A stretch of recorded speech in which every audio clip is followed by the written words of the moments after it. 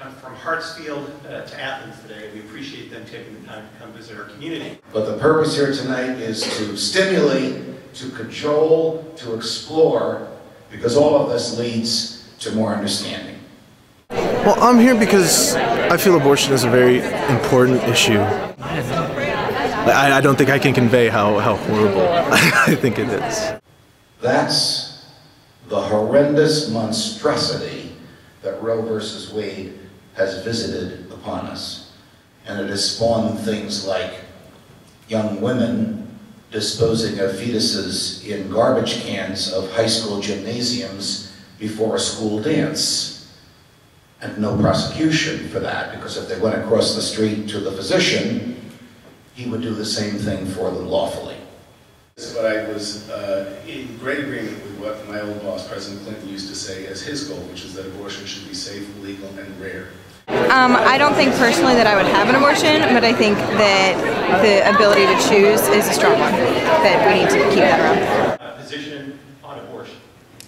It is always wrong intentionally to kill the innocent, period. I hope they'll talk about how we can reconcile what the intentions of our founders were and what the actions of our government is now. How could we possibly empower the government to allow a woman to kill her baby under any circumstances? The Constitution prohibits the taking of life without due process, which means a trial. Will a health bill without an enforcement mechanism have the effect of vacating the present federal restriction on abortion? To really wall it off so that nobody's money is being used to pay for an abortion that they personally find repugnant, is that you could have something where there's basically a rider saying that these policies don't actually pay for abortion, but if you want a policy that does, you just pay a little extra. Seeing as how you're both men, what credibility do you have to debate the issue? I reject the notion that experience and experience alone animates one's ability to comment on an issue. As science allows the fetus to become viable earlier than was ever anticipated in the 1970s, is the interest of a woman ultimately going to be erased? I don't think that there's any likelihood of that happening anytime soon.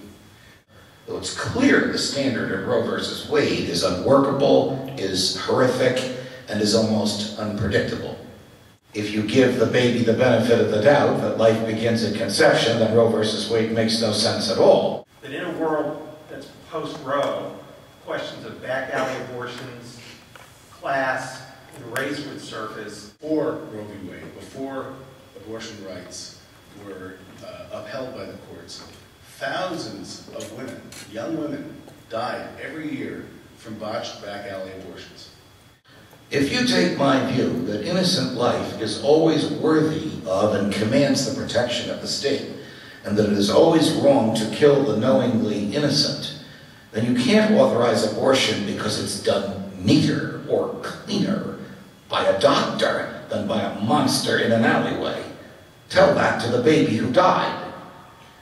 Why is it that people who generally claim to be for personal freedom and smaller government are the ones who want the government to tell a woman what to do with her body? It's about the baby. It would be nice if the government didn't have to have a role here. But if the government fails to protect the most innocent among us, who will it fail to protect next? I do think that we have a chance to move past the debates that have clogged this issue for 30 years.